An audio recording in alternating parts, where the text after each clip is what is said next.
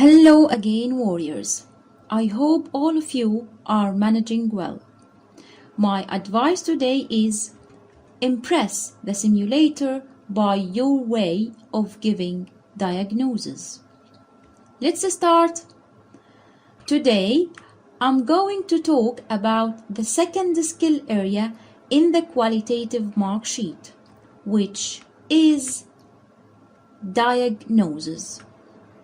So, what should you complete and what should you avoid in order to avoid getting a tick and lose marks in this area? What should you complete? Complete making credible, correct, and working diagnoses, or appropriate range of diagnoses. Linking the diagnosis with the concern, if there is a concern. What should you avoid? Avoid making your diagnosis as a final one. What does that mean? Or how to do this? Regarding making credible working diagnosis, relate the symptoms and signs to the diagnosis which you are making. In another meaning, summarize the signs and symptoms and then give your diagnosis. As an example, saying, Mr. X, you have this and this and this, and the examination is showing this. All together are suggestive of what's called this. By doing this way, your diagnosis will be a working diagnosis. If the symptoms and signs are vague, it's totally okay to give range of diagnoses. As an example, saying, Mr. X, these signs and symptoms could be one of many diagnoses. It could be this, it could be this, or it could be this. In terms of linking the diagnosis with the concern, like if the patient is concerned about having cancer, and when you took your history, you didn't find any alarming signs or any alarming symptoms. So, tell him, Mr. X, the good thing that I couldn't find any alarming symptoms of cancer. Your symptoms are suggestive of what's called blah blah blah blah. Please be reassured it's unlikely to be cancer, but please, if you suffered from, and tell the patient the alarming symptoms of cancer.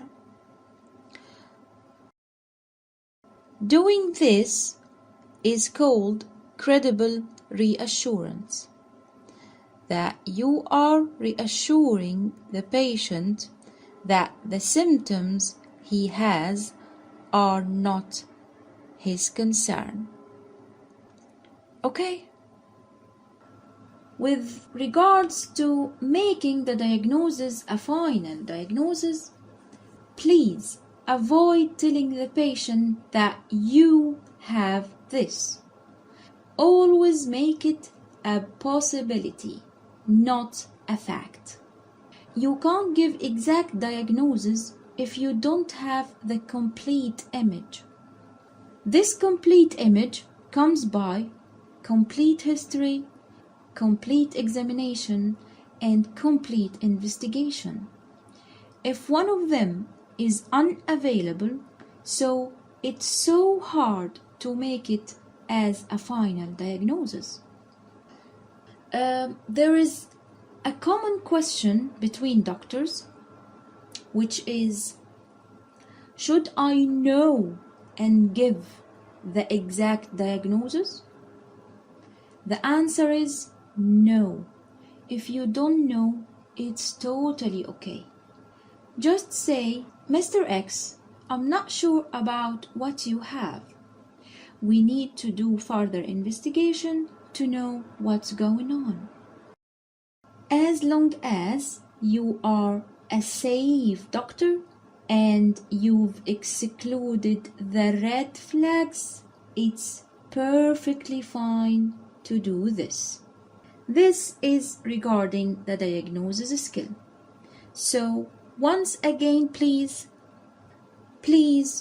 do make credible, working, correct diagnosis or appropriate range of diagnoses.